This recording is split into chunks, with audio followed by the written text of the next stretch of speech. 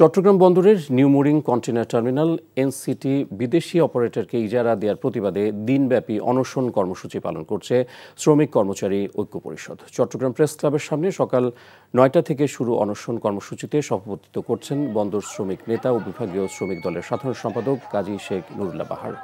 সমাবেশে বক্তারা অভিযোগ করে বলেন, চট্টগ্রাম বন্দরের এনসিটি একটি লাভজনক ও সফলভাবে পরিচালিত প্রতিষ্ঠান হওয়া সত্ত্বেও সরকার এটি বিদেশি প্রতিষ্ঠানকে ইজারা দেওয়ার উদ্যোগ নিয়েছে। এই আত্মঘাতী সিদ্ধান্ত থেকে সরে আসার দাবি জানিয়ে অন্যথায় কঠোর কর্মসূচি দেওয়া হবে বলে হুঁশিয়ারি দিয়েছেন শ্রমিক নেতারা।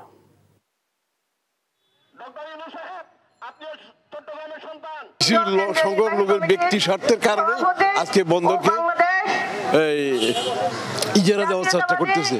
চট্টগ্রামবাসী সহ সারা দেশের শ্রমজীবী মানুষ এই সিদ্ধান্তকে মানে না এবং এই সিদ্ধান্তের বিরোধিতা করবে।